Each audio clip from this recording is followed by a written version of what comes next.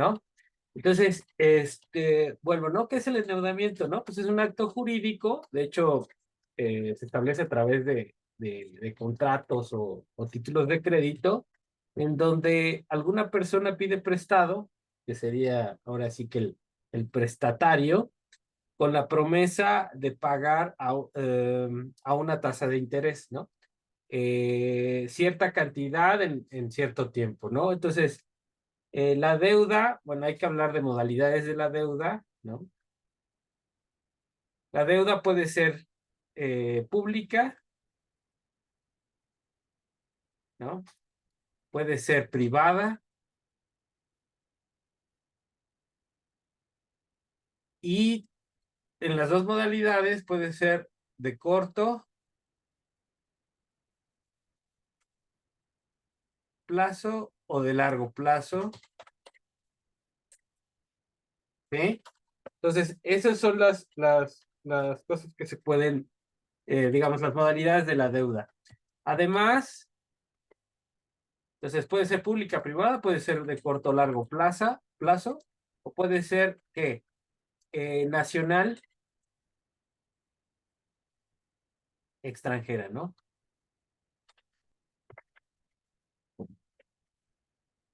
Entonces, tenemos esa, digamos, esa clasificación, ¿no? Eh, un acto jurídico en donde una persona, el prestatario, ¿no? Se obliga a pagar una tasa de interés al prestador en un tiempo determinado, ¿no? Entonces, tengo que pagar en un tiempo determinado eh, el préstamo completo, pero en el previo, en lo que llega a ese día final, ¿no? O sea, yo inicio, por ejemplo, en un periodo de tiempo, pues, yo puedo iniciar en este periodo de tiempo, voy a poner una línea de tiempo aquí, ¿no? Va a empezar. Entonces yo puedo tener esta línea temporal, inicio en este periodo, en el periodo T0, y tengo que pagar en el periodo, por ejemplo, si es una deuda a 10 años, en T10, ¿no? Entonces, yo pido, digamos, unos 100 pesos al inicio del año y durante todos los años intermedios aquí, T1 hasta el T10, ¿no? Uno, 2, 3, 4, así, todos estos años, yo tengo que pagar, ¿no? Una tasa de interés por ese monto que pedí prestado, ¿no? Entonces, yo voy a utilizar este dinero para lo que yo quiera, ¿no? Pero yo tengo que pagar al final en T10 este dinero, ¿no? Y en cada periodo de tiempo tengo que ir pagando, ¿qué? La tasa de interés sobre esos 100 pesos. Si mi tasa de interés es, por ejemplo, igual al 10%, entonces cada año yo tengo que pagar 10%. 10% de esa deuda, ¿ok? Cada año, 10%, ¿no? 10%, ¿ok? Tengo que pagar cada año 10%, 10 pesos, 10 pesos, 10 pesos, 10 pesos. Y al final en el T10, yo tengo que pagar los 100 más los 10, el 10%, ¿no? Entonces, ese es, digamos, el compromiso a lo que yo me estoy comprometiendo, a cambio de esa liquidez hoy que no tengo, ¿sí? Entonces, digamos, ahí no habría ningún problema. La cosa es cuando no cumplo los pagos. Entonces, ¿qué es lo que le importa? ¿Qué es lo que le importa al, al que me dio, al que me prestó? Que yo año con año, ¿no? Le vaya pagando el 10%. O sea, que no le pague los 100, sino que le vaya pagando el 10%. ¿Sí? Y obviamente al final del periodo del préstamo, del contrato, lo que sea, yo tengo que regresarle los 100 pesos que me prestó. Entonces, eso es la deuda, ¿no? Eso es lo que yo tengo que este, considerar como una deuda, ya sea que sea de corto, de largo plazo. El corto plazo es un año, ¿sí? Una deuda de corto plazo es menor a un año. el mediano plazo es después de un año hasta 5, más o menos, y el largo plazo ya serían 10 años, ¿sí? Entonces, de 5 ya en adelante, ¿no? Ya hasta 10 ya sería largo plazo, 30 años, 20 años ya, ese es el largo plazo.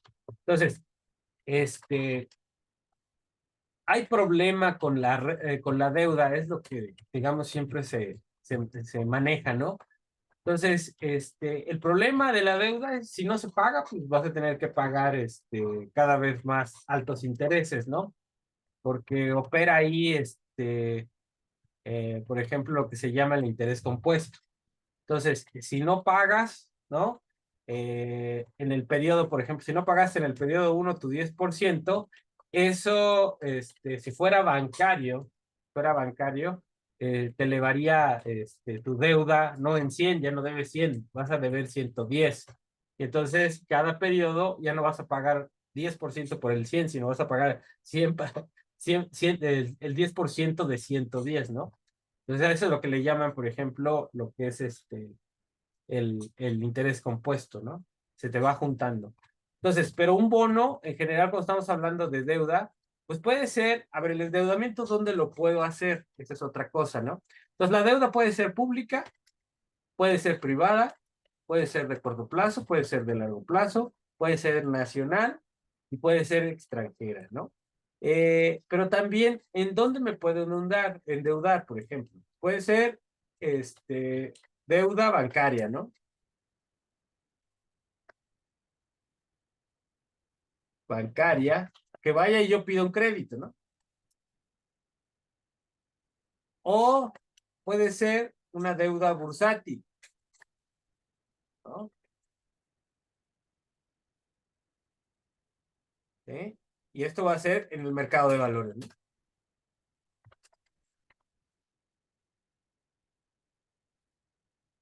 Entonces, a ver, aquí, ¿tienen dudas, chavos? Ahí vamos. Profesor, ah, profesor, Ajá, adelante. este, ¿me podría decir qué es el interés compuesto? ¿Me lo podría repetir, por favor? Ah, claro, claro, claro. A ver, voy. Déjame abrir aquí también para tener. Ok, entonces vamos a ver. ¿Qué es un interés compuesto? El interés compuesto, bueno, tenemos la fórmula esa de valor actual que siempre hemos puesto, ¿no? Valor futuro, ¿no? Es igual, ¿no?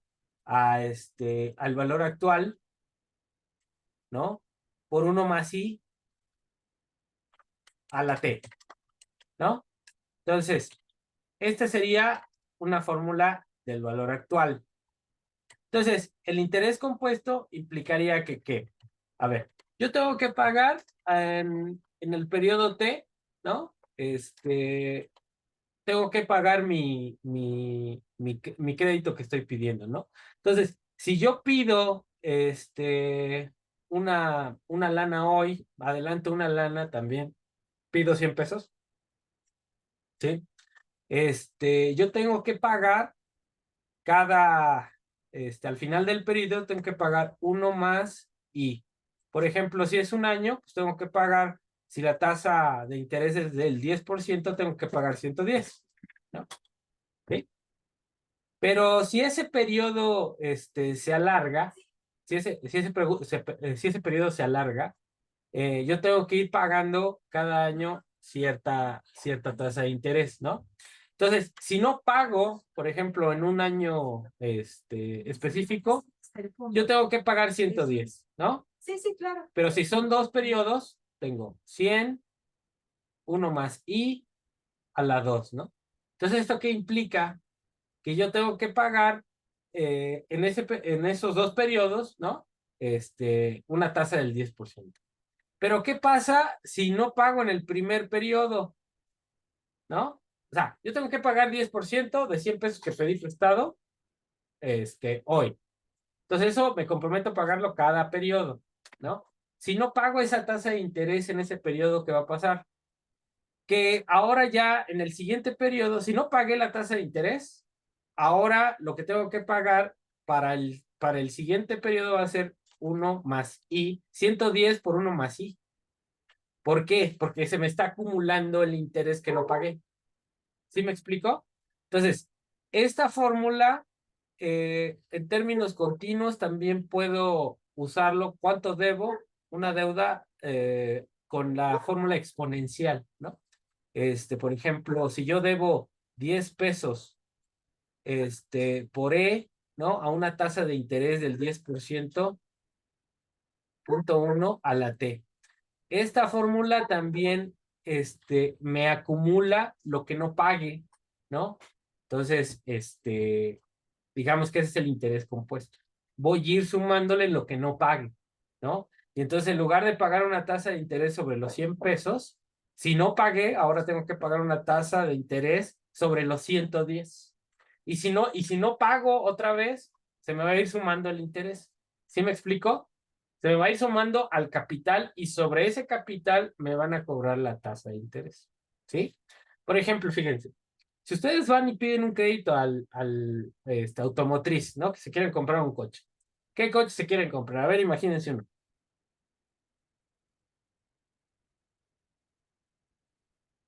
No, no tiene imaginación. ¿Ya se acabó la imaginación con las chinches? No puede ser. Un Jeep. Ok, el Jeep, a ver, el Jeep, uno que valga más o menos la pena, vale 1 millón de pesos, ¿no? ¿Ok? Entonces, cuando ustedes sacan el Jeep, digamos que no tienen no tienen el dinero, dan un enganche, no sé, de 300,000 pesos, ¿no? 300,000 pesos. Entonces van a quedar a deber, o el monto que se les va a financiar es de 700,000 pesos, ¿no? Ok. Entonces, esto, ¿cómo lo pagan? Bueno, lo pueden pagar a 2 años, lo pueden pagar a 4 años, creo que he visto hasta 6 años, ¿no? Ok. Entonces, 6 años. ¿Sale? Este, bueno, aquí va a depender. Si lo pago 2 años, ¿cómo creen que sea la tasa? ¿Baja, alta? ¿Cómo creen?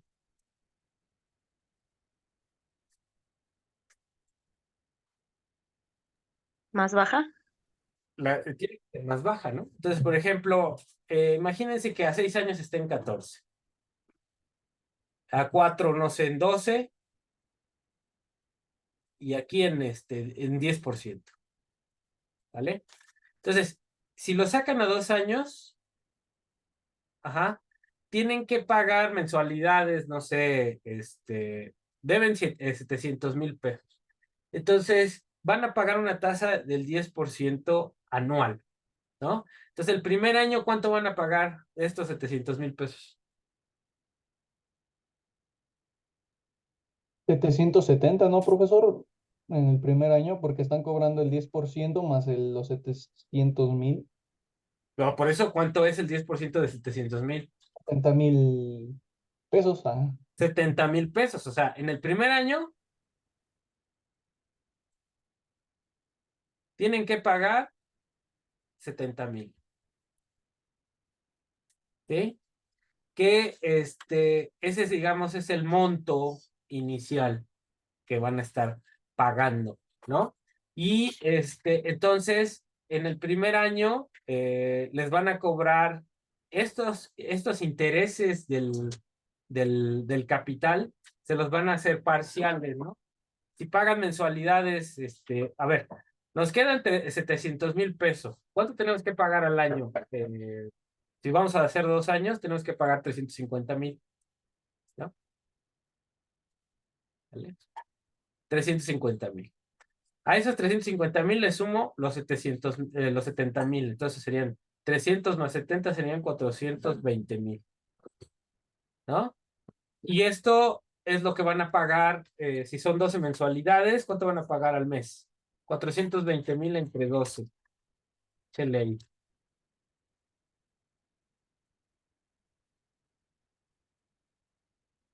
400, 420,000 Son ¿Cuánto? 35,000, profesor. 35,000 varos. Sí, Entonces, 35,000 varos de mensualidad. ¿Vale? ¿Ok? Entonces, yo tengo que pagar 35,000 varos cada mes. Y cada mes ya me están cobrando una parte de los intereses. ¿Cuánto es esa parte de los intereses? 70,000 entre 12, ¿no? Que serían más o menos 5,800 pesos, ¿sí? Por mes. ¿Qué pasa si la primera mensualidad no pago? se te va acumulando, ¿no, profesor? Tengo entendido que por eso existen también los meses sin intereses y todo ese tipo de situaciones, pero cuando uno no paga, se te va acumulando. De hecho, depende también de la empresa o cosas así, de cuánto puedes acumular de los intereses, porque si no, te cobran una tarifa extra de interés por no estar Así, cumpliendo con el pago necesario. así es, o sea, a ver, o sea, yo tengo que pagar 35,000 pesos. De estos 35,000 pesos, 5,800 pesos son intereses. ¿Eh? Son intereses, 5,800 pesos. En este ejemplo, ¿no? Que voy a pagar a 2 años. Eh, si, por ejemplo, me llega a mí la mensualidad y no pago, ¿sí? Estos 5,800 pesos, ¿no? Me los van a ir cargando a la deuda, me van a generar intereses sobre el monto principal, ¿sí? Entonces ahora en lugar de pagar 700,000 pesos más, más bien, en lugar de pagar 420,000 pesos, voy a tener que pagar una tasa adicional por lo que no pagué, ¿no? Entonces me van a cobrar 420,000, ¿no? Más 5,800, ¿no? Y sobre de esto me van a cobrar otra tasa de interés, ¿eh? Entonces, eso quiere decir el interés compuesto. Lo que yo no pague, me lo cargan al capital y después sobre el capital tengo que pagar la tasa de interés, ¿no? Entonces, por eso es los intereses que no pague, me los van cargando al capital. Entonces, esa es la idea del interés compuesto, ¿no? Yo debo algo inicial, pero si no pago los intereses que debo me los van a sumar a mi capital de deuda inicial. ¿Queda clara esta idea? ¿Ahora sí o más o menos? Sí, profesor. Vale, vale. Entonces, digamos, esa es la idea, ¿no? Entonces, si yo pongo, lo mismo opera para los ahorros, ¿no? En teoría, si yo tengo 100 pesos y los voy a dejar ahí a 3 años y yo no recojo los intereses de esos 100 pesos que metí en el banco, se asume que si yo puse 100 pesos y me llegan al mes unos intereses y yo no los agarro, entonces esos intereses van a formar parte de mi capital. Y entonces ahora a mí me van a pagar intereses sobre mi saldo inicial más los intereses que me pagaron y que no recogí y que están en la cuenta, ¿no? Entonces eso es el interés compuesto. Pero bueno, la idea en general es esa. Yo tengo que cumplir el pago de intereses en la fecha estipulada en el contrato, ¿no? Entonces, la deuda, ¿no? Eh, Puede ser, otra vez repito, pública, privada, de corto plazo, de largo plazo, nacional, extranjera, puede darse a través de un crédito bancario, o puede ser bursátil, ¿vale? Entonces, ¿para qué yo uso la deuda? Esa es la cuestión, ¿no? Entonces, la deuda, ¿para qué me sirve? ¿Cuál es el uso? Financiar proyectos y programas que se tienen, ¿no, profesor? Así es. Entonces, la respuesta es, digo, un buen uso de la deuda es la generación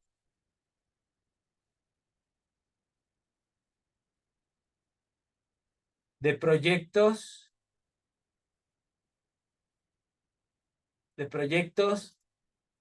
que incrementan el ingreso.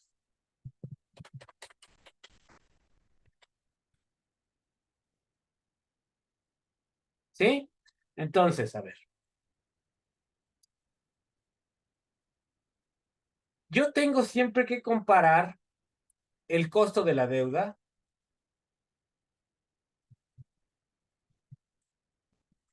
con el ingreso potencial del proyecto, ¿no? Entonces, si la deuda, yo tengo que pagar de deuda un 10%, yo tengo que garantizar que el proyecto que sea mayor a ese, que la tasa de beneficio, ¿no? El beneficio del proyecto sea mayor que el 10%. ¿Eh? Entonces, a ver, en este escenario, ¿cuál sería el problema? Si yo tengo una buena tasa de rendimiento de cualquier proyecto, ¿cuál sería el problema de la deuda? ¿Habría problema o no? A ver, camaros. ¿Nadie? O sea, ¿Podría si repetir yo, la pregunta? ajá, ¿cuál sería el problema de la deuda si mi beneficio es mayor que lo que me cuesta la deuda? ¿Hay algún problema? A ver, Abril. No, pues yo creo que no, porque si obtengo mejor beneficio de lo que pedí prestado para financiar mi proyecto, pues yo creo que hasta sería más fácil que lo pudiera pagar o pudiera solventar esa deuda. Así es, entonces, a ver, por ejemplo, si yo voy a pedir un crédito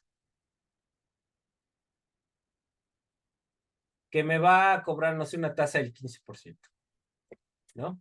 Voy a pedir 1,000 pesos a una tasa del 15%. Ahora, entonces yo tengo que pagar al final del periodo 1,000 pesos por uno más, punto 15, ¿no? Que sería 1,000, ¿cómo se llama? 1,150, ¿no?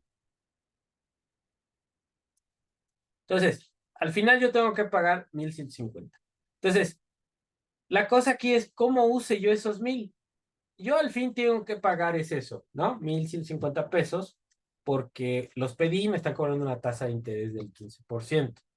¿Sí? Entonces, no, la cosa es cómo use yo esos 1,000 pesos, ¿no?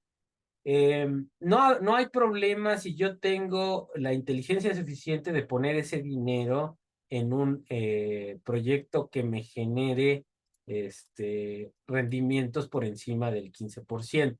¿Sí? Entonces, yo ya pedí el crédito, tengo que pagar 1,115. ¿Sí? Hay 1,115, 1,150, perdón, 1,150. Tengo que pagar 1,150. Entonces, yo tengo que usar estos 1,000, ¿sí? En un proyecto que al final de ese mismo periodo me dé una tasa de interés mayor al 15%, ¿no? Si gano el 20%, o sea, si doy al 20%, si tengo un proyecto, voy a poner una tortillería y me promete el 20%, ¿cuánto voy a ganar? Pues voy a ganar 1,200 pesos, ¿no? Voy a tener al final 1,200 pesos. Y si mi deuda es 1,150, pues lo que voy a tener es 1,200 menos 1,150, ¿no? ¿Qué sería qué? 50 pesos. Entonces, yo salí ganando 50 pesos. ¿Sí? Bueno, generé yo con ese dinero, ¿no? Más rentabilidad de lo que me costó. Entonces, ¿me convino o no? Pues sí, me convino. ¿Y qué pasó con la deuda? Nada, se pagó la deuda, ¿no? Entonces ahí no hay ningún problema, no hay ningún problema. El problema, ¿dónde está? Que yo pueda esperar una tasa del 20%, ¿sí? ¿Y eso es seguro? Les pregunto, ¿esta generación de ingreso es segura?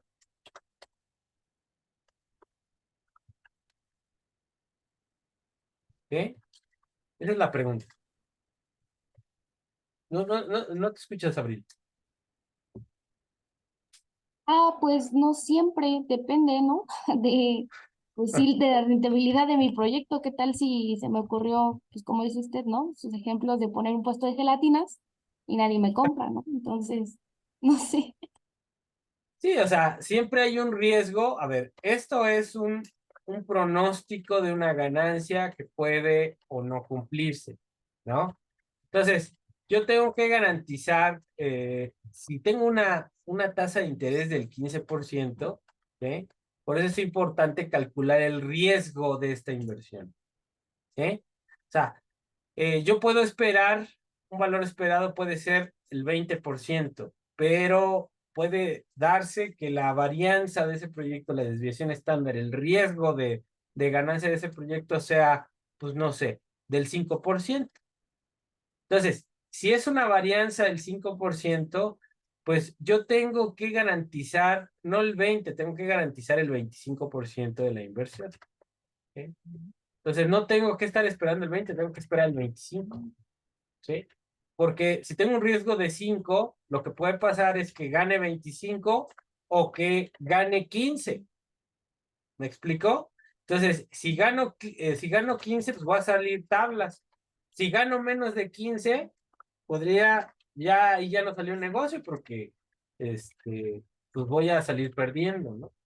Entonces, eso es lo que yo tengo que garantizar, ¿no? Ahora, esto es un contexto de, estamos pensando en nosotros, ¿no? Nosotros, digamos, no somos empresarios, no creo que nosotros seamos empresarios, y estamos pensando, no tenemos conocimiento mucho de hacer negocios, y estamos pensando, digamos, en poner un puesto de tacos, ¿no? O sea, no estamos pensando en poner un- una industria de producción de automóviles, ¿no?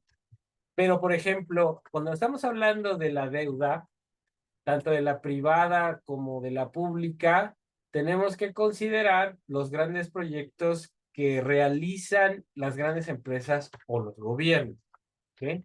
Entonces, ahí en ese escenario, los porcentajes de ganancia que se esperan no son tan riesgosos. No quiere decir que no tengan riesgo.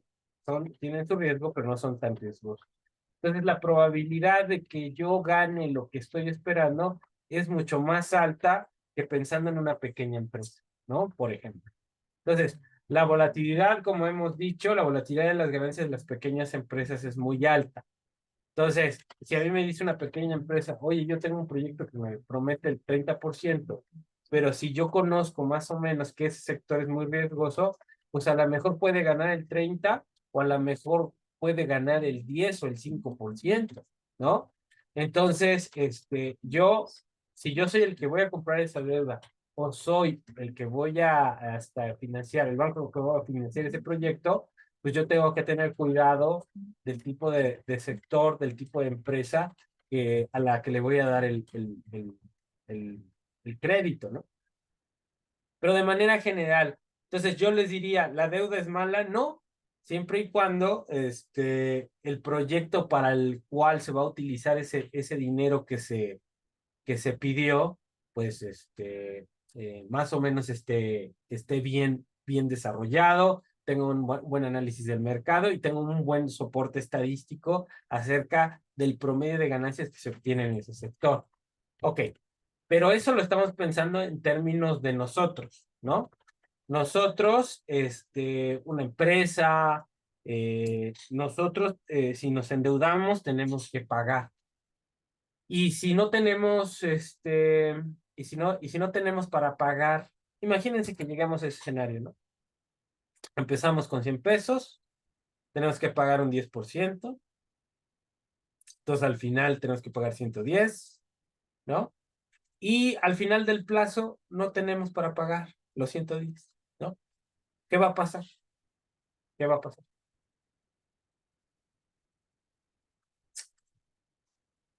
¿Qué va a pasar, niños? Nada, no pasa nada. Pues nos van a empezar a sancionar, a, Ajá.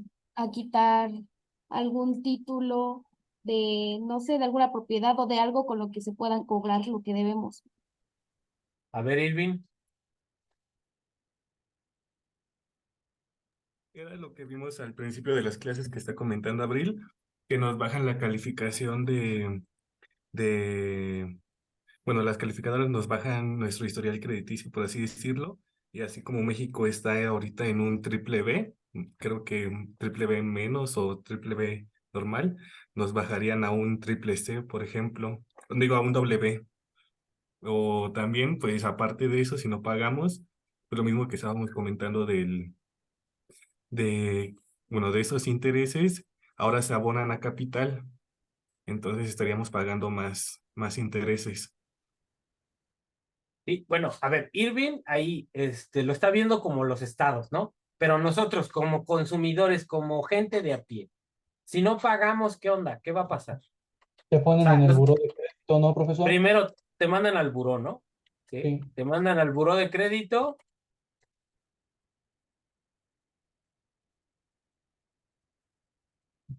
¿Y eso qué consecuencias tiene? Te ponen tasas de intereses más altas.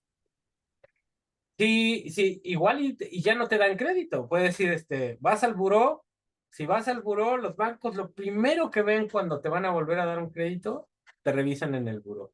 Entonces, a ver, Daniel, dale. Sería, por ejemplo, profesor, tener lo que comentamos, dificultades para obtener crédito, por lo mismo de que se aplican las tasas de interés más altas. También hay limitaciones en la obtención de préstamos, incluso lo comentamos, ¿no, profesor? O sea, hay incluso por lo mismo, como dejamos como un cierto historial de las cosas que nos pueden llegar a quitar, también nos empiezan a quitar pertenencias o lo que es nuestro patrimonio. También hay dificultades para alquilar viviendas, aumentos en los costos de seguro, o sea, todo es como que una conexión por lo mismo de que nos van reduciendo esas oportunidades para adquirir ese tipo de préstamos o créditos, entonces eso podría ser un poquito. Ok. Ahora, fíjense, nosotros, a ver, si te fue mal en el negocio y no sacaste para pagar el interés, o pues invertiste los 100 pesos y perdiste todo, ¿no? Pues simplemente cuando llegue la hora de pagar, pues vas a llegar con el banco y sabes que, pues no tengo para pagar, ¿no? Entonces, los bancos pueden decidir mandarte al buró, embargarte lo que puedan, ¿no? O pueden refinanciarte tu, tu deuda, ¿sí? Ahora, nosotros tenemos otra forma, si los bancos no nos dan crédito, tenemos otra forma de, de financiar eso que debemos nosotros, no los estados, nosotros.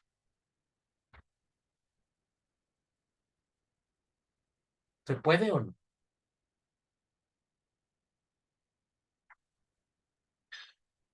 ¿Qué será? ¿Que sí o no?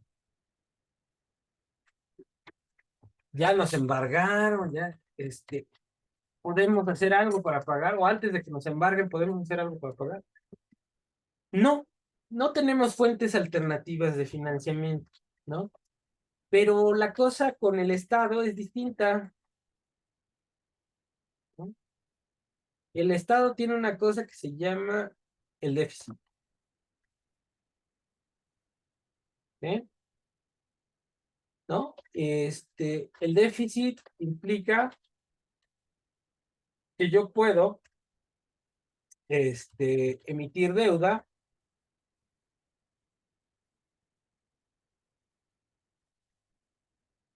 ¿eh? Entonces, si el Estado eh,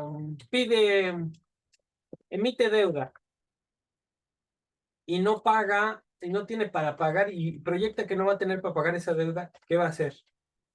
Vuelve a emitir deuda, ¿sí?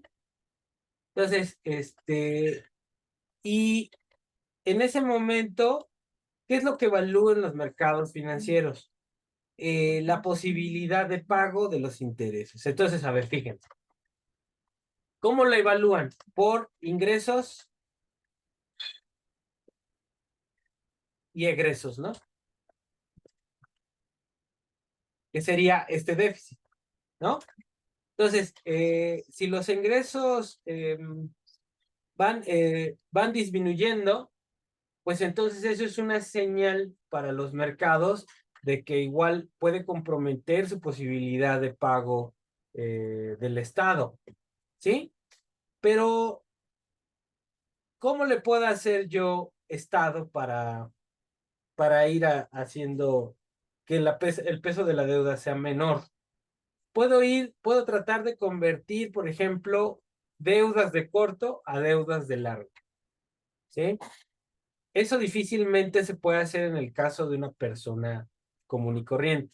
O sea, si yo me contraté con el banco un financiamiento y me llega el día de pago y no tengo, pues me va a empezar a cobrar intereses y y si no tengo para pagar, pues al final me va a meter en el buró y puedo ir a negociar con con el banco, pero si no tengo un aval, no tengo nada, pues difícilmente me van a poder hacer una renegociación que me manden esa deuda de corto a largo plazo. El Estado, el Estado tiene como formas de financiamiento, ¿no? Como lo estábamos viendo, ¿no? Puede emitir bonos de corto, de largo, ¿no? En moneda nacional y en moneda extranjera, ¿no? ¿Vale? Entonces, entonces voy con eso. Si en un momento determinado incrementó la deuda para financiar un proyecto de inversión y el proyecto de inversión no maduró, puedo emitir más deuda para esperarme un poco a que el proyecto de inversión madure, ¿sí? ¿Sí? Entonces, eventualmente, este, si yo estoy haciendo bien las cosas, yo agarro la deuda, meto todo ese dinero a la inversión y esa inversión me genera un ingreso, ¿no? Esa es la lógica. Yo con este ingreso voy a pagar la deuda. Esa es la idea. Esa es la idea, digamos, eh, ¿cómo se llama? Ideal, ¿no? Pero ¿qué puede pasar? Que yo tengo que pagar esta deuda en este periodo de generación de ingreso, pero a lo mejor este ingreso se retrasa por cualquier otra cosa y voy a tener que esperarme otro rato para la generación del ingreso. Entonces, ¿qué puedo hacer? Si yo veo que esto va a tener problemas de maduración, entonces en este momento emito más deuda, ¿sí? Cambio la deuda que tengo aquí por una nueva deuda para esperarme a la maduración del proyecto, ¿sí? Y eso lo pueden hacer los estados, y de hecho lo hacen, ¿no? Entonces, mientras en este periodo yo voy pagando tasas de interés, si el mercado financiero ve que yo estoy pagando tasas de interés, la tasa de interés, no va a haber problema, ¿no? Solamente que en determinado momento yo comprometiera el pago de mi deuda, pues ese sería el problema, ¿no? Pero no pasa, el Estado difícilmente no paga, ¿no? Difícilmente no paga. Eh, entonces, bueno, yo puedo utilizar la deuda para irme esperando a la maduración del proyecto de inversión a cierto tiempo, ¿no? Entonces, eso lo hacen los estados. Las familias no tienen esa capacidad. Si se acaba el ahorro, si se acaba el aval, ya no puedes irte a otro periodo, ¿no?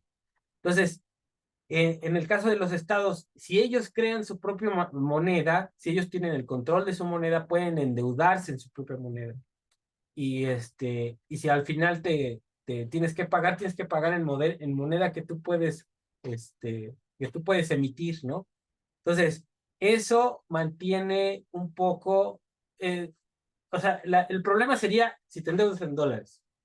Nosotros no podemos crear dólares, ¿sí? Entonces, ahí es el problema, ¿no? Em, entonces, esa es la lógica de lo que se tendría que, en teoría, hacer, ¿no? Entonces, ¿qué es lo que tengo que hacer? Un buen uso de la deuda. Eso sí es importante, ¿no? Que la deuda se destine a proyectos que generen ingreso. porque de lo contrario, entonces sí voy a llevar a la deuda a estar creciendo, creciendo, creciendo, y no estoy generando las condiciones de pago. Entonces, en términos de los estados, ¿no? En términos de las empresas, ¿no? Es el uso de la deuda, ¿no? Si la deuda la uso para actividades productivas, para actividades de inversión, entonces eso me va a generar un momento de ingreso, y con ese ingreso yo pago la deuda, ¿ok? Yo pago la deuda, y no hay ningún problema, ¿sale? Ahora, en el caso de los estados, si nosotros usamos la deuda para generar infraestructura, ¿no? Infraestructura productiva, ¿no? Esa infraestructura va a generar inversión, ¿sí? Tanto pública como privada.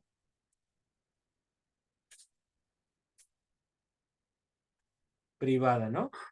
Y esa inversión pública y privada implica empleo, ¿sí? Por el lado privado implica obtención de ganancias, y por el lado público implica, ¿no? Obtención de, aquí. Si yo invierto de manera pública, voy a obtener también, voy a generar gasto y voy a generar ingreso. El ingreso, ¿cómo lo voy a ver? Lo voy a ver reflejado, ¿no? En términos de lo público, igual el objetivo es satisfacer algo, una necesidad. Pero en ese inter, si estoy generando una infraestructura, voy a generar ganancias para los privados que se van a traducir en impuestos también, ¿no? Y el empleo que también genera ingreso, ¿no? ¿No? Y puedo cobrar impuestos de este ingreso, ¿no? También. Entonces, la propia deuda, a través de proyectos de inversión en infraestructura productiva, ¿sí? Me va a generar las propias condiciones de pago, que son los ingresos y ganancias que genera ese gasto de inversión, que se traducirán en impuestos, ¿no? Y no estoy hablando de incrementar los impuestos, simplemente con el ISR que está ahorita, y si todas las empresas estuvieran pagando los impuestos que les toca pagar, el simple hecho de invertir, ¿no? En infraestructura productiva va a generar un nivel de inversión y empleo que solitos me van a generar ingresos con los que yo puedo pagar, ¿qué? El endeudamiento, ¿no? Entonces, eso es lo que estamos buscando con el uso de la deuda, ¿vale? Por ahí vamos, ahí claros o más o menos. ¿Sí? Adelante, Alex. Bueno, tengo una duda que me surgió con esta explicación de la inversión y que conlleva a la inversión pública e inversión privada. En caso de Argentina, que ya es un tema que hemos tocado, ya ve que se está proponiendo dolarizar completamente el país, ¿no? El Estado, la economía. ¿Qué pasa con la deuda de ellos? ¿Cómo se puede afectar esta acción en la deuda? ¿Cómo se podría ver reflejada? Ok, a ver, ¿cuál es la situación de Argentina, por ejemplo? Argentina tiene un nivel de endeudamiento, deuda externa alta.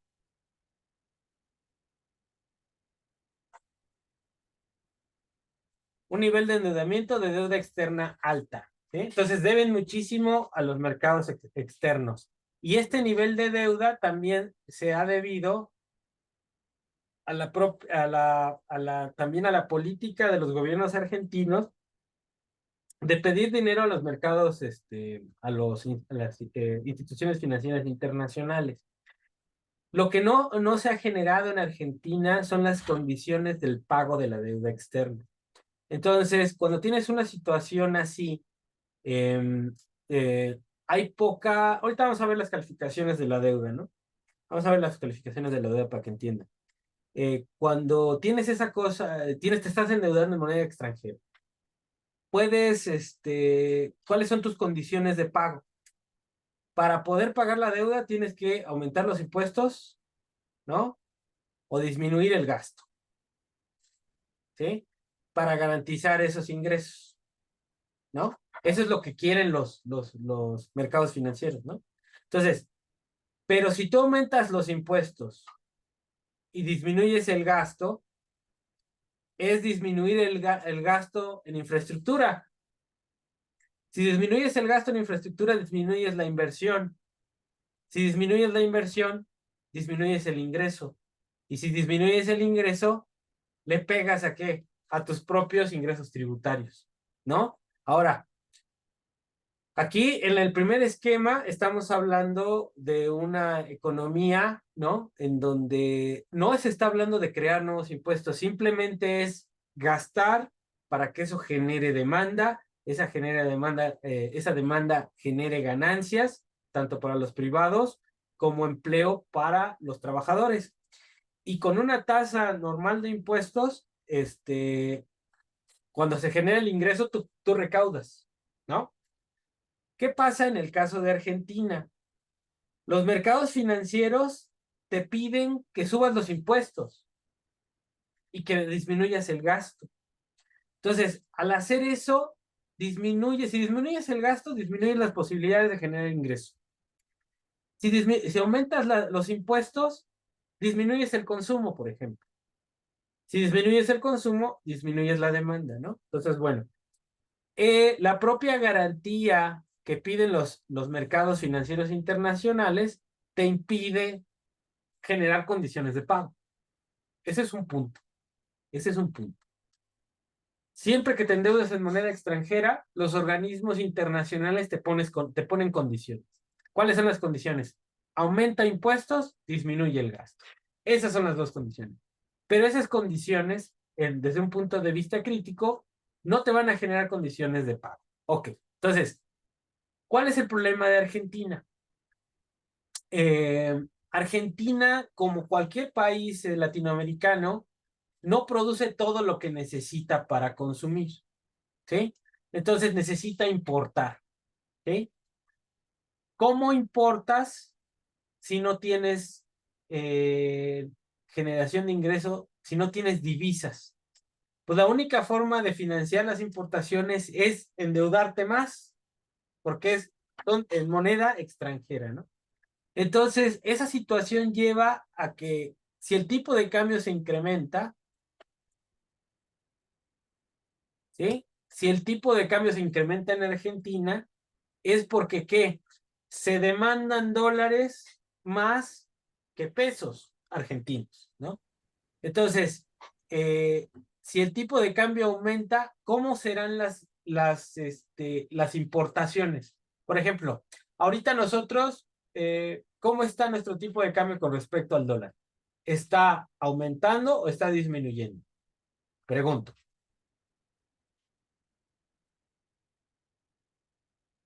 ¿Chavos? ¿Cómo está? Hey, hello, hello. ¿Aumentando? A ver, aumentando. A ver, vamos a ver cómo está el tipo de cambio. Vamos a verlo. A ver, el tipo de cambio, peso dólar, ¿no? Dólar, es decir, pesos por dólares. Pesos a dólares. A ver. Fíjense, a ver. Al revés, era dólar a peso, ¿no? Dólar a peso. Peso. Fíjense. Dólar a pesos mexicanos.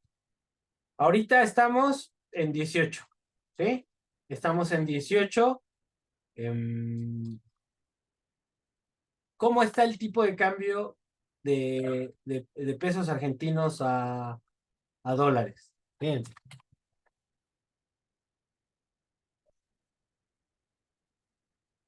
¿Sí?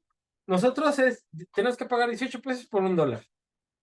Los argentinos tienen que pagar 349,900, así son 300, no, No, son 349. 349 pesos argentinos, sí, ya vi, ¿no? Entonces, sí, tienen que pagar más por dólares, ¿no? Ok. Pero el problema es las fuentes de los dólares. Entonces, a ver, cuando tú tienes un tipo de cambio así y dependes de importaciones, ¿cómo van a ser tus precios internos? Van a ser altos, ¿no, profesor? Van a Por lo ser más mismo de altos. la inflación, lo que pasa, por ejemplo, ahorita en Argentina y lo que siempre, bueno, en los últimos años en Venezuela, ¿no? Entonces, es como también se maneja. Justamente no sé si tenga que ver un poquito de cuando existió lo de la devaluación del peso, que creo que fue Salinas el que le quitó los ceros a la moneda. Si no, nos estaríamos manejando como actualmente es en Argentina o en otros países, que serían miles de pesos en este caso. Sí, pero el problema no es tanto de que le hayas quitado tres, o no ceros. El peso argentino se ha venido devaluando porque no hay entrada de divisas por varias circunstancias, ¿no? En México entran muchos dólares por varias circunstancias, inversión extranjera directa, remesas, inversión de cartera, entonces entra mucho dólar, ¿no? Lo que hace que te aprecie tu moneda. Si se aprecia tu moneda, se abaratan las importaciones y eso mantiene también la inflación. Entonces, en México hay entrada de divisas, en Argentina no necesariamente, ¿sí? Entonces, para tú dolarizar la economía argentina, primero necesitas tener dólares y es lo que no hay en Argentina, ¿sí? ¿Sí me explico? Entonces, ¿cómo tendrías que dolarizar la economía argentina? Pues solamente que te vuelvas a endeudar eh, eh, las instituciones financieras internacionales para tener dólares para poder mover la economía, ¿sí? Ahora, ¿tú crees que en estas condiciones pedir más dólares, cuáles serían las condiciones que te van a imponer las instituciones internacionales? Pues las que quieran, ¿no? ¿Sí? Ahora te van a decir, no, pues ahora deja que mis empresas entren acá, que hagan esto, que hagan el otro. Entonces, es estar condicionando el desarrollo del país a los intereses extranjeros, ¿no? La situación en Argentina es complicada. Es complicada porque no entran dólares. A ver, dale, Alexis. Sí, justo, y también es, pues, bueno, yo lo veo desde luego peligroso porque el mismo gobierno de Estados Unidos estuvo a punto de cerrar, hace como un mes estuvo a punto de caer, ¿no? Entonces, depender tan de una divisa, cuando también el mismo país en donde viene está en crisis financiera y todavía gasta más de lo que puede entrar, yo creo que sí es una medida algo suicida, ¿no? Sí, porque además, a ver, la cuestión es, hemos hablado de la banca de desarrollo, ¿no? Entonces, para desarrollar las industrias necesitamos nivel de crédito, pero ¿cómo? ¿Cómo debe de ser ese crédito? Les pregunto, a ver, ¿cómo debe de ser ese crédito? A largo plazo, ¿no, profesor? A largo plazo y cómo va y cómo tiene que ser la tasa de interés.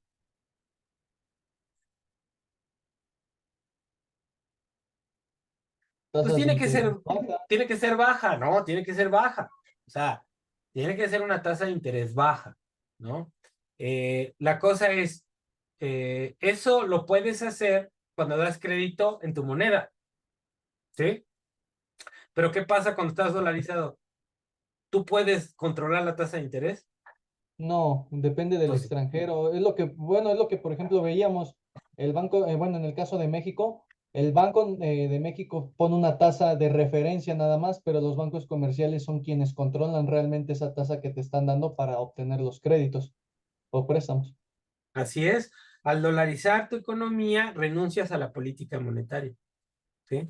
Renuncias a establecer la política de crediticia, la tasa de interés, ¿sí? Entonces es complicado la dolarización. Miren, vamos a revisar una cosa vamos viendo, a ver. Entonces, la cuestión es cómo endeudarte, para qué endeudarte y cómo usar esa deuda. Ahora, por ejemplo, la deuda externa que a veces pides ya a las instituciones internacionales viene condicionada para realizar ciertas cosas. Incluso Si te dan un préstamo el FMI porque, en el caso de Argentina, porque no tienes para pagar a los acreedores internacionales, pues esa deuda externa que tienes te prestan para que pagues, ¿no? Entonces, te prestan para que pagues y esa deuda que pides no puedes utilizarla para hacer proyectos de inversión, lo que te generaría posibilidades de ingreso, de generación de ingreso, ¿no? Entonces, ese es el problema de la deuda externa. Lo mejor es endeudarte en tu moneda. Siempre me va a ser mejor endeudarte en tu moneda y esa sería la estrategia pues, central de un gobierno que quiere tener una política monetaria para expandir el nivel del crédito, ¿no? Entonces, ahí tenemos varios problemas, pero entonces, yo tengo que utilizar, vuelvo al punto, utilizar la deuda para el desarrollo de infraestructura que me genere condiciones de ingreso, de productividad, de empleo, ¿no? Eso es lo que yo necesito. La deuda externa, yo la puedo utilizar mientras no esté alta ni descontrolada, puedo utilizarla para financiar la compra de tecnología, la compra de insumos que sean esenciales para la producción, ¿sí? Eh, Siempre y cuando, bueno, hablando ya de la política industrial, yo esté generando un entramado industrial que esté generando ingresos, que estén exportando, por ejemplo. Y si yo estoy promoviendo ese desarrollo industrial, pues eventualmente esa deuda que estoy utilizando para comprar maquinaria y equipo, me va a rendir ingresos que se van a reflejar en, por ejemplo, exportaciones que me van a generar divisas, ¿no? Entonces, ahí no habría problema. Ese es el círculo virtuoso. El problema es cuando no se dan esos círculos virtuosos, ¿no? Entonces, la situación de Argentina es realmente complicada. En términos políticos, en términos de la maniobra de política económica que tienen con respecto a ya las presiones de estas instituciones internacionales, es muy cerradita, ¿no? Entonces, el margen que pueden hacer, se pueden hacer ciertas cosas, pero sí están muy acotados, ¿no? Sí están muy acotados y digo, la cuestión de la dolarización es tener dólares. Si quieres dolarizarte, tienes que tener dólares. Argentina tiene dólares. Entonces, para empezar, para dolarizarte, Argentina tendría que volver a pedir crédito a las instituciones financieras internacionales, llámese FMI o Banco Mundial, y FMI y Banco Mundial llevan siempre consideraciones, restricciones sobre el uso de esos recursos y consideraciones de política que tienes que implementar y que generalmente van en términos de incrementar los impuestos y disminuir el gasto. Entonces, eso ha pasado, por ejemplo, en Grecia, después de la crisis del 2008, en la crisis 2010 en Europa, se les prestó dinero a los griegos, pero se les condicionó ese préstamo a que redujeran salarios, redujeran el gasto público, ¿sí? Entonces, eso ha generado muchos problemas sociales, ¿sí? Pobreza, ¿no? Comentaban hace poco en la radio, si no han escuchado, de la jornada de 13 horas en Grecia, ¿no? Para los griegos. Entonces, y eso ya es llegar a extremos en donde la gente se le explota, ¿no? Ya no hay, ¿cómo se llama? Gasto social, ¿no? Entonces, son cosas que hay que pensar, ¿no? Vamos a ver una cosa aquí de la deuda. A ver, vamos a ver. La ley de deuda. Vamos a verla. Tengo. A ver, Ok, Banxico. Ah, aquí lo tengo. Vamos a ver la ley de deuda. ¿Dónde está? A ver. Ahí. Fíjense, vamos a ver. Hemos estado hablando aquí puro choro, ¿verdad? Ahora sí, puro choro. A ver, vamos a ver. Y después vamos a aterrizar las tres cosas. Espérenme, pues déjenme dejar de compartir. Está compartiendo. Voy a volver a compartir. Ahí se ve, chavos. Sí, Sí, más. profe. Profesor, sí se ve. Entonces, fíjense, bueno, esta es la Ley Federal de Deuda Pública, ¿no? vamos a ver. Vamos a ver algunas cositas, no todo, porque tampoco los quiero aburrir con esto. Por si ya quieren tiempo para su telenovela, entonces, ¿no? Vamos a ver. Dice, Ley Federal de Deuda Pública, el artículo primero dice, para los fines de esta ley, la deuda pública está constituida por las obligaciones pasivo, directas o contingentes derivadas de financiamientos y a cargo de las siguientes entidades: el Ejecutivo Federal y sus dependencias, ¿no? ¿Cuáles son las dependencias? Pues ¿quiénes? A ver, Ejecutivo Federal, ¿quiénes son sus dependencias? Las secretarías de Estado, ¿no? ¿Sí o no? Entonces, del gobierno del Distrito Federal, bueno, que ahora ya es la Ciudad de México, los organismos descentralizados, ¿no? Las empresas de participación estatal, las instituciones de banca de desarrollo, las organizaciones nacionales auxiliares de crédito e instituciones de seguros y fianzas. Los fideicomisos en los que el fideicomitente sea el gobierno federal o alguna de las entidades mencionadas, ¿no? Las empresas productivas del Estado y sus empresas productivas subsidiarias, ¿no? Entonces, esta ley va a regular el funcionamiento de la emisión de deuda de todas estas entidades, pero es casi todo el Estado, ¿no? Dice, para los efectos de esta ley se entiende por financiamiento la contratación dentro o fuera del país de créditos, empréstitos o préstamos derivados de la suscripción o emisión de títulos de crédito, ¿no? Pagadero a plazo. La adquisición de bienes, así como la contratación de obras o servicios cuyo pago se pacte a plazos. Los pasivos contingentes relacionados con los actos mencionados y la celebración de actos jurídicos análogos a los anteriores. Entonces, no solamente es la emisión de la deuda, ¿no? Sino también, por ejemplo, deudas contingentes que vayan haciendo de propios servicios que se pidan, ¿no? De la adquisición de bienes o servicios. Luego, si no pagas el servicio, te cobran intereses, bla, bla, bla, ¿no? Fíjense acá. Las facultades de la Secretaría de Hacienda, ¿no? Se corresponde al Ejecutivo, por conducto de la Secretaría de Hacienda y Crédito Público, emitir valores y contratar empréstitos para fines de inversión pública productiva, para encaje o refinanciamiento de obligaciones del erario federal o con propósitos de regulación monetaria. ¿Qué es la regulación monetaria? Son los bonos que emite el Banco Central cuando entra mucho dinero por la tasa de interés. O sea, si un inversionista extranjero viene a comprar CETES o viene a meter su dinero, va a cambiar sus dólares por pesos. Y esos pesos, en lugar de monetizarse, ¿no? Lo que hacen es que con esos pesos van a comprar bonos públicos. Esos bonos públicos los tiene que emitir, no los emite el Banco Central, los tiene que emitir la Secretaría de Hacienda. Entonces, la Secretaría de Hacienda, el Banco Central le tiene que pedir a la Secretaría de Hacienda bonos para que esos bonos los compren los extranjeros y regresen los pesos, ¿no? A al Banco Central. ¿Sí? ¿Me explico? Bueno, más o menos ahí.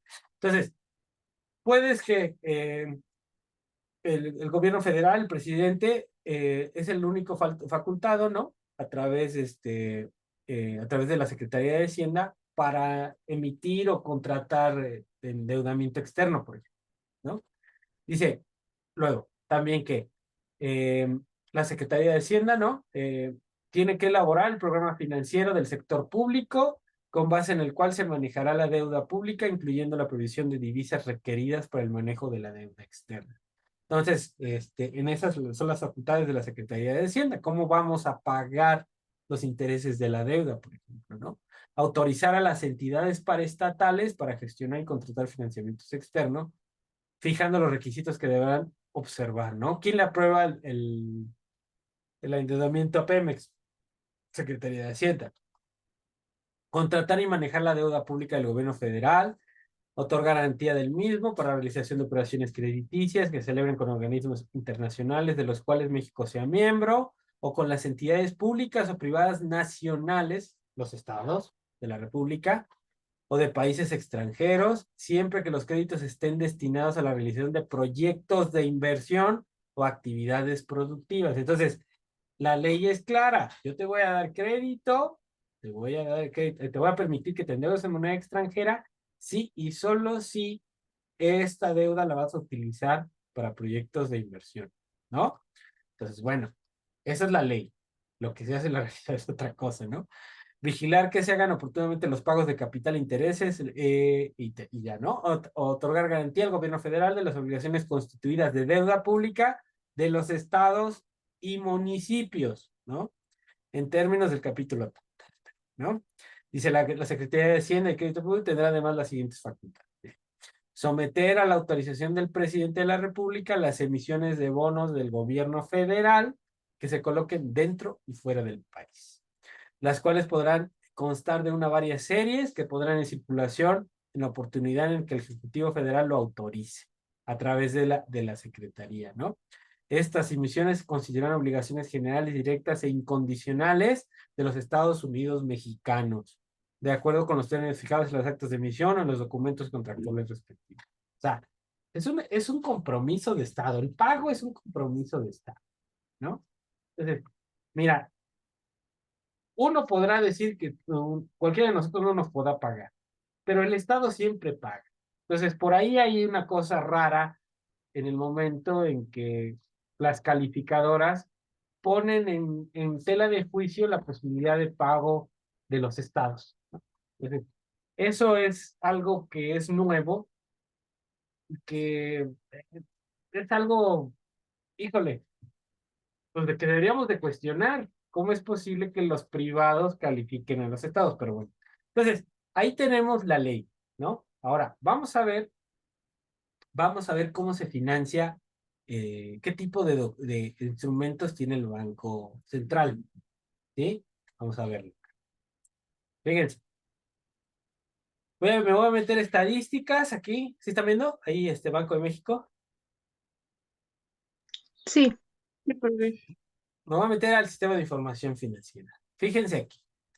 Tipo de cambio, tasas y precios de referencia. Fíjense aquí.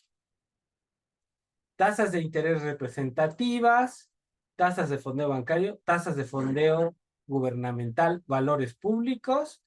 Vamos a ver tasas de fondeo gubernamental, vector de precios de valores públicos. Fíjense, estos son los valores públicos que emite pues el Banco Central a petición de la Secretaría de Hacienda. Fíjense, hay CETES a 28 días, CETES a 91 días, CETES a 182 días, CETES de 364 días, CETES a 2 años, bondes a plazo, bondes de 1 año, bondes de 2 años, bondes de 3 años, bondes de 5 años, ¿sí? Entonces, hay otros que son, fíjense, bondes a 10 años, ¿sí? Bonos a 30 años, ¿vale? Y aquí viene el rendimiento, fíjense. Un bono a 30 años, de 20 a 30 años, te paga una tasa del 11% anual. Bonos de 10 a 20 te pagan 7%, y ahí van haciendo, ¿no? Los bonos a plazo, ¿sí? Un cupón vigente de 6 años. Aquí hay varias tasas de interés dependiendo de los plazos, ¿no? Los CETES a 2 años te pagan 11.69, y ahí va, ¿no? El rendimiento, fíjense, entre más largo el rendimiento, en general, CETES a 2 años te pagan 11.69, comparado, por ejemplo, con el Z a 28 días que te paga 11.28, ¿no? Entre más largo el plazo, mayor el rendimiento, pero queda inmóvil tu dinero mayor tiempo, ¿no? Entonces, pues ahí van bien. Por ejemplo, las CETES al 91 días ya te pagan un punto 41 en lugar de punto 28 a 360 y tantos días al año te pagan 73 con respecto al 41 y al 28, ¿no? Entonces ahí van teniendo la variación de los CETES. Entonces, ahí van viendo la cosa, ¿no? ¿Qué pasa? ¿Por qué es más bajo este de 2 años? Porque este te va a garantizar siempre una tasa del 11.69% a 2 años. Tú ya contrataste y a ti te van a pagar 11.69% en 2 años. ¿Qué puede pasar con los de corto plazo? Que de repente salga el nuevo set de 364 días, que te paguen una tasa ya baja porque ya decidieron bajar la tasa de interés.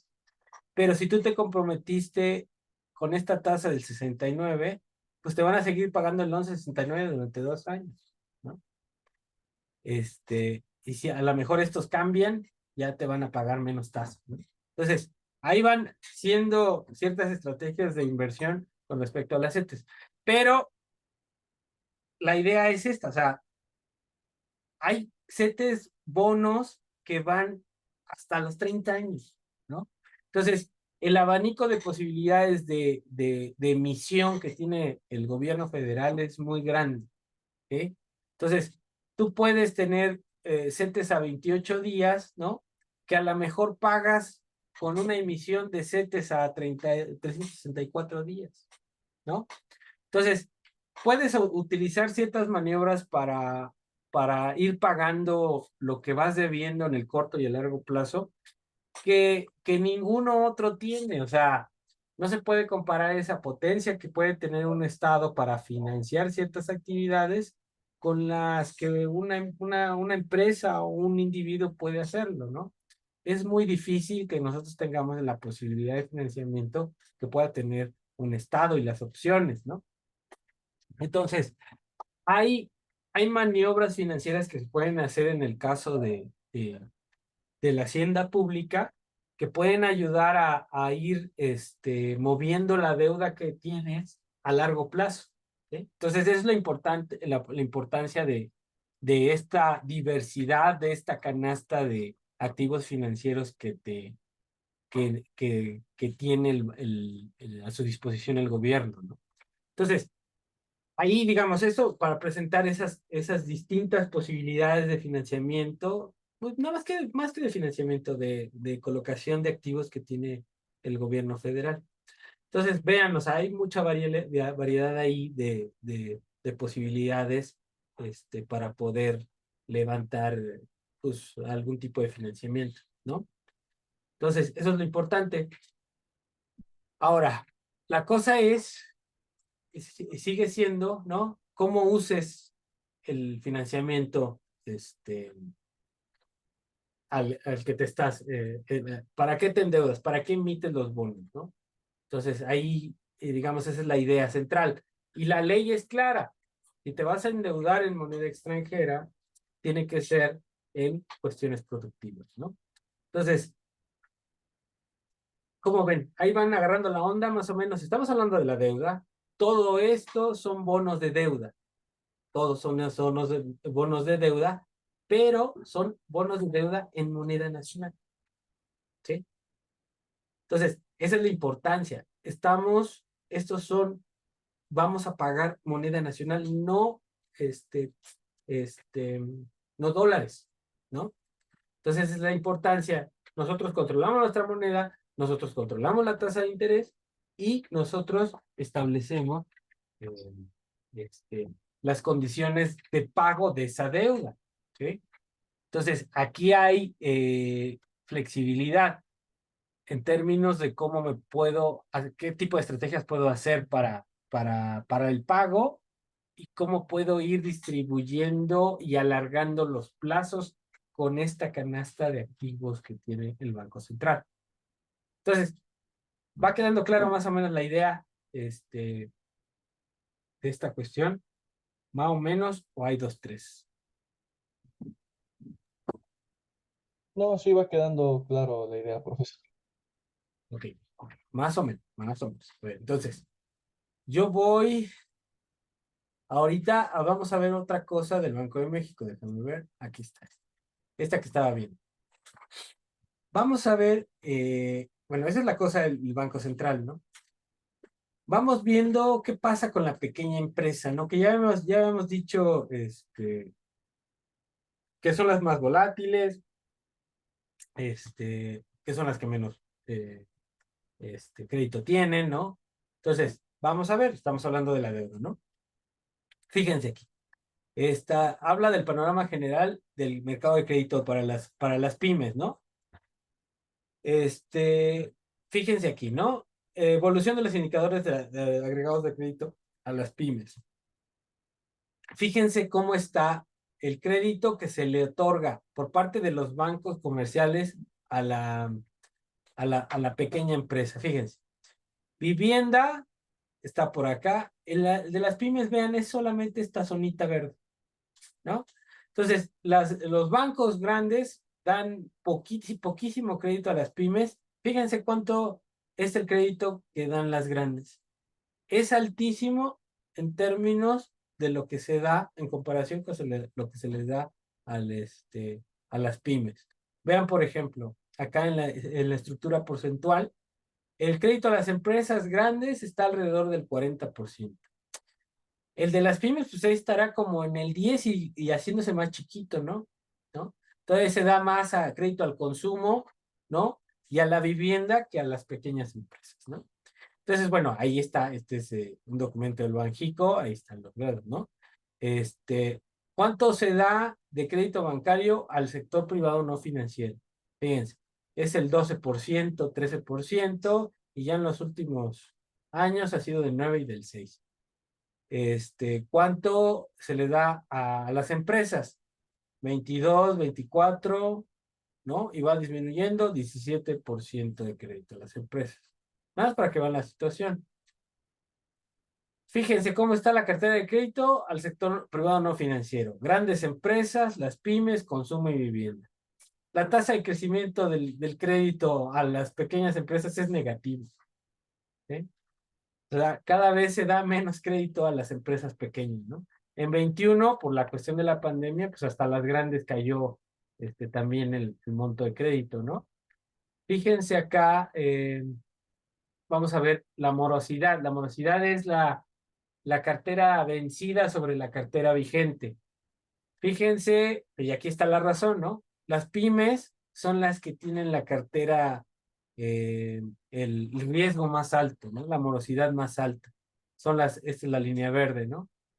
Por ejemplo, las empresas, vean cómo disminuyó su índice de morosidad, o sea, su cartera de impagada, pues, ¿no? Entonces, la cuestión es, obviamente las chicas son más riesgosas, pero son las que más necesitan el crédito, ¿sí? No se les da. Fíjense, concentración del mercado, esto no interesa. Fíjense aquí cómo está la cosa de créditos, ¿no? A la grande, ¿no? En marzo del 21, ¿no? 42% se le daba de crédito. A la pyme, pequeña y mediana, el 57%, ¿no? Dice, total, del sector privado no financiero por tamaño de establecimiento. Vean aquí cómo estaba la cosa, ¿no? El número de créditos, ¿no? Aquí está. Micro, 28% de ese 57, digamos, ¿no?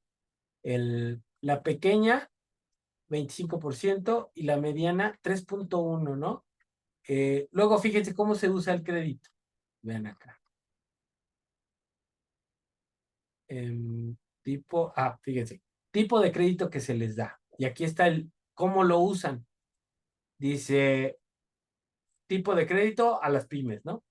Línea revolvente, ¿no? Como si fuera una tarjeta de crédito, van pagando y van teniendo mayor crédito. Es el 24%. Línea de crédito no revolvente, ese es un contrato de crédito que lo pagas y ya tienes que recontratar, es el 20%. Y un crédito simple, el 55.2%, ¿no? Un crédito simple, ahorita lo vamos a ver a qué se refiere. ¿Para qué usan el crédito las pequeñas y medianas empresas? Para inversión, el 32.7%. Para capital del trabajo, el 64.4%. Y para la tarjeta de crédito, 2.9%, ¿no? Entonces, ¿cuál es la mayoría? El crédito que da la banca a la pequeña y mediana empresa fundamentalmente sirve para pagar capital del trabajo, que son que salarios, insumos, ¿no? Para financiar todo eso. Y realmente lo que se puede destinar a la inversión, y no sé de qué inversión se está hablando, si es de largo plazo, de mediano plazo, porque el crédito que da la banca es predominantemente de corto plazo, ¿no? Es el 32%, ¿no? Entonces, una tercera parte del crédito que se da en el sistema económico a las pequeñas empresas se utiliza para el acto de inversión, ¿no? Ahora, vean, ahorita vamos a ver lo de las tasas de interés, ¿sí? Fíjense, ¿qué porcentaje es fija? El 72% del crédito es una tasa fija, entonces contratas a una tasa que te obligas a pagar y 27% es variable, ¿no? Fíjense aquí, la tasa fija es del 13%, la variable es del 9%. ¿Qué puede pasar con la variable? Sí, es más baja, pero si de repente empieza a subir la tasa, vas a tener que pagar mucho más dinero. Siempre que saquen un crédito que sea tasa fija, por favor. ¿Vale? Luego, vamos a ver. Aquí la cosa es esto lo interesante. Vean, esta es tasa de interés promedio ponderado, ¿no? De las pymes, por tamaño de empresa, fíjense. Las microempresas pagan en promedio 17.7% por el crédito, pero hay unas que pueden pagar 18.5% y hay otras, ¿no? Dependiendo del rubro, que pagan 5.9% de tasa de interés. La pequeña, o sea, esta es la micro, es la más riesgosa, ¿no? Entonces, siempre tiene que pagar más tasa de interés. La pequeña oscila a la tasa entre el 16% y el 6.2%. La mediana ya es más baja, ¿no? 14.3, 4.8%. Y la media es del 9.5%. Entonces, ahí tienen esos indicadores por tamaño de empresa, ¿no? Por ejemplo, y aquí van tasas por saldo, ¿no? Menor a 250,000 pesos, pagan una tasa que puede oscilar del 6.5 al 19.9, ¿no? Ya además, 250,000 al millón, va bajando la tasa, ¿no? Entonces, entre más pidan, más baja, pero para que te den un capital más alto es porque tienes un colateral más grande, ¿sí? Entonces, a la pequeña empresa, pues difícilmente le van a prestar de 250,000 pesos a 1 millón. Y a la micro, perdón, a la pequeña tal vez, pero entre más grande es tu empresa, tienes acceso a más crédito, pero de todas maneras, entre menos pidas, más la tasa que te dan, ¿no? Entonces, ahí está este comparativo que quería que vean en términos de lo limitada que es el financiamiento que se le da a la pequeña empresa, ¿no? Y había bajado una serie aquí de la deuda externa e interna de Banxico, pero se me hace que ya están, como que ya fue mucho, ¿cómo se llama? Ya fue mucho punch poster. ¿Cómo ven? ¿Están agarrando la onda o ya vamos a ver la telenovela?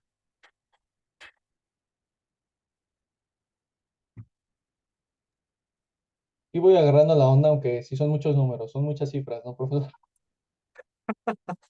Bueno, por eso le digo, lo vamos a dejar aquí. A ver, ¿qué estamos viendo? Vamos a seguir analizando lo de la deuda. Ahorita les puse el panorama de la micro para que se les recuerde, se les refresque la mente que las empresas que necesitarían mayor crédito son a las que les pongan más tasa de interés y las que menos acceso al crédito tienen.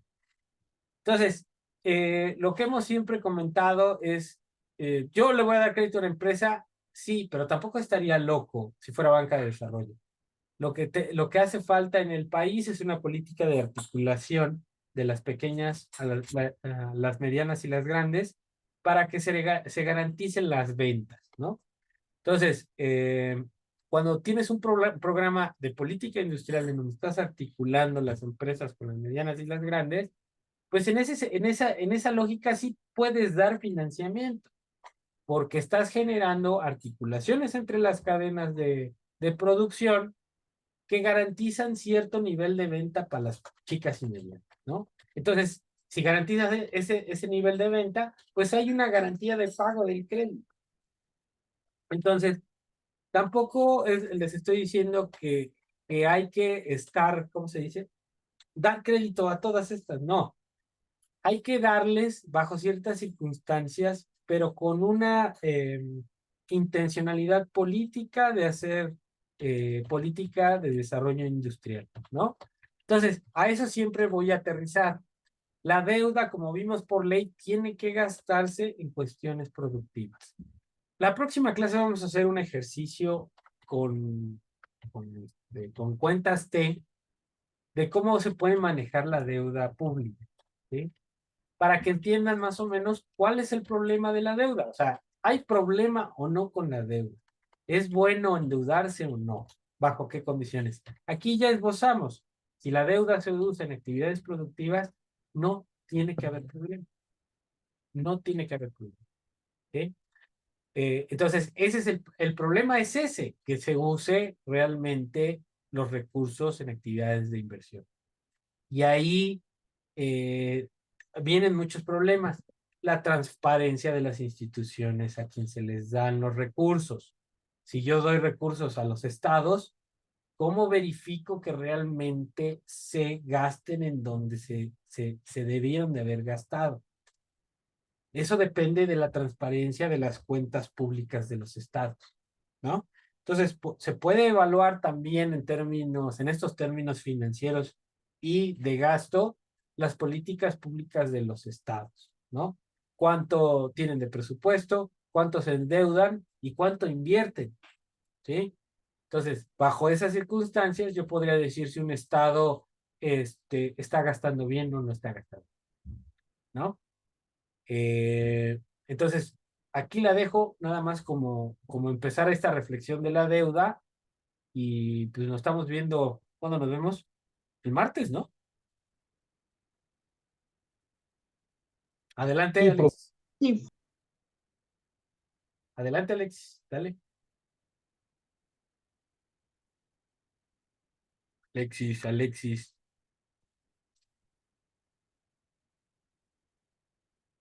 Alexis, ¿no quieres hablar? Alexis, ¿no me escuchará o qué onda? Ah, maestro, ¿me escucha? Sí, sí, sí. Perdón, es que se me fue el internet. Tengo una duda. Ajá. ¿No has subido el apartado de la guía, verdad? ¿El apartado de la guía?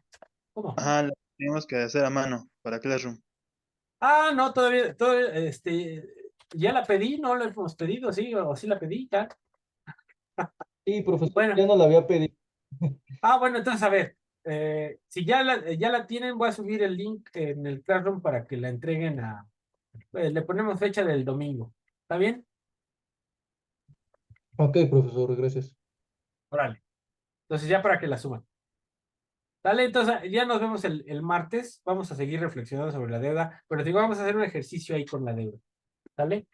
Entonces, y vamos a ver otras cosas que me interesa que veamos. Nos vemos el martes. ¿Sale? Gracias, profe, hasta luego. Excelente.